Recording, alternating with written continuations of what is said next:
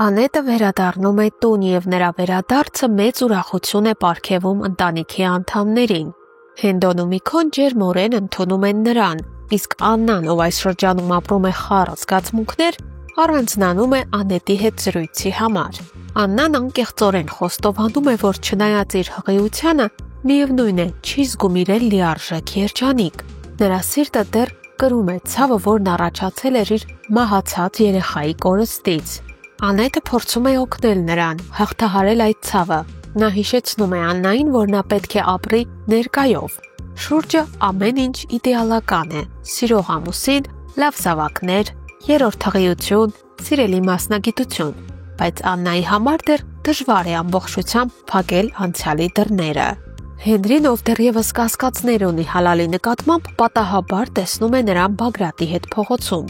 Այս տեսարանը նրան ցնցում է։ Հալալն ու Բագրատը միասին են։ Հենրին անհապաղ կանգնեցնում է մեքենան, դուրս է գալիս ու մոտենում նրանց։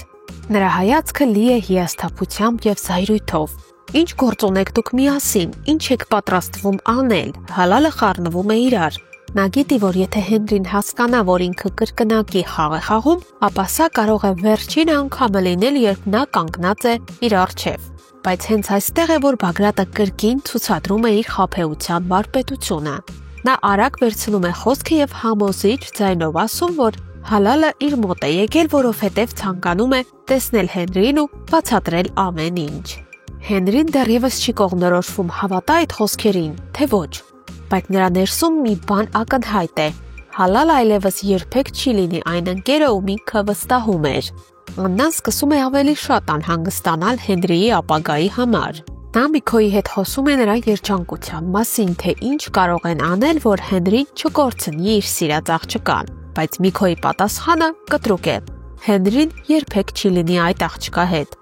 Այս խոսքերը ցնցում են Աննային, միթե Միքոն պատրաստ է ամբողջությամբ զրկել իր որդուն իրական սիրուց։ Միքոն ու Հենդոն հասկանում են, որ Բագրատը օգտագործում է Հենրիին վրեժ լուծելու համար։ Նրանք չեն կարող թույլ տալ, որ Հենրին դառնա նրանց թշնամու գործիքը։ Հայր և որդին մտածում են նոր քայլերի մասին, որպեսզի Հենրիին հեռու պահեն Բագրատի ազդեցությունից։ Մյուս կողմից Բագրատն ու Հենդոն հեռախոսով խոսում են և այդ խոսակցության ժամանակ Բագրատը հպարտությամբ հայտարարում է, որ իր դուստրը կրկին ժառանգ է պարգևելու նրանց ընտանիքին։ Բայց Հենդոյի պատասխանը այլ է. դու այդ երեխայի հետ ոչ մի կապ չունես, այդ երեխան միայն իմ ժառանգն է։ Այս խոսակցությունը նոր առճակատման սկիզբ կարող է դառնալ, մինչդեռ Գոր Մարկիչը կրկին այցելում է Անգելինայի տուն։ Վիկտորյան երջանիկ է նրա ներկայությամբ և հույս ունի, որ Գորը ու Անգելինան կմոտենան իրար։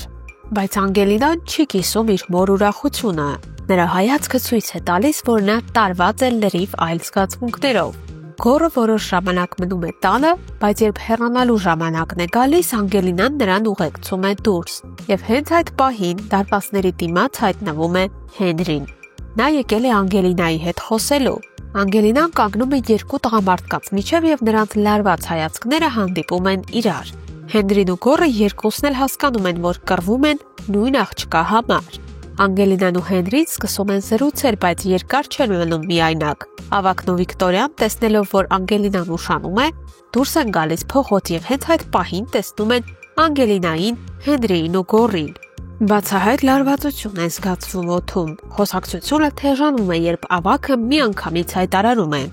ես շատ ուրախ կլինեի, եթե Գորն ու Անգելինան ամուսնանային, սակայն Անգելինան այս անգամ լռելու մտադրություն չունի։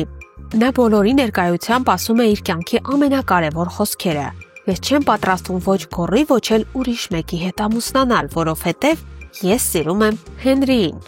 Ավագի Վիկտորիայի, Գորի ու Հենրիի հայացքները քարանում են։ Այս խոստովանությունը կարող է փոխել ամեն ինչ։